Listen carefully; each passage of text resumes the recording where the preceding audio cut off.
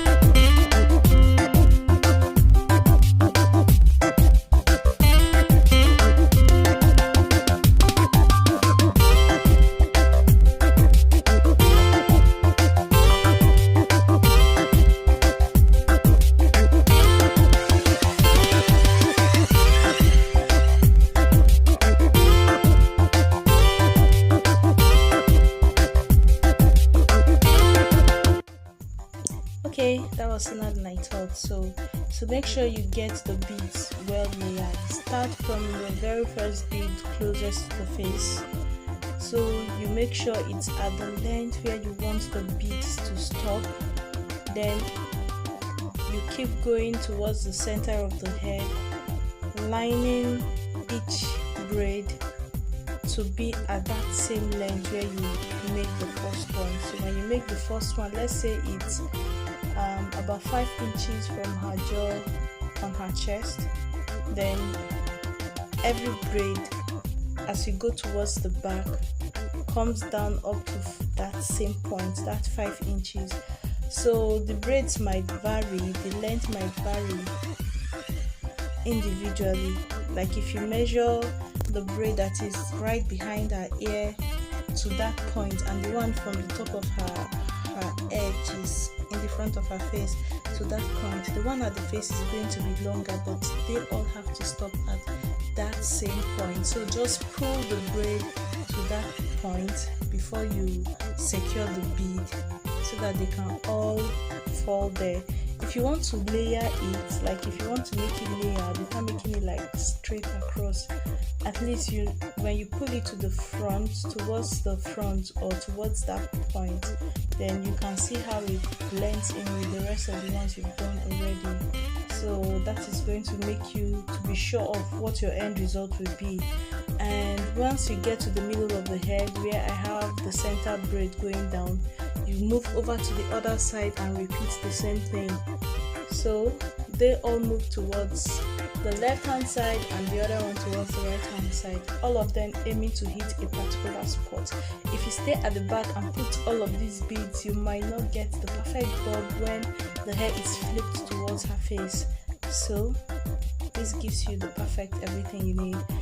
That is, after securing the beads, I went ahead and dipped it in hot water. One of the concerns you might have is if the hot water is going to affect the rubber band and make it like too flexible and bad. That didn't happen, that doesn't happen. You can dip the beads in hot water, you can dip the rubber band in hot water. You're just cooking them a little bit, they're fine. And then I went ahead to just use the towel to just let her hair relax. I made the braids to just relax because I wanted it to look just airy and nice, and the end result was beautiful. What do you think? If you think I tried at all, please leave a thumbs up.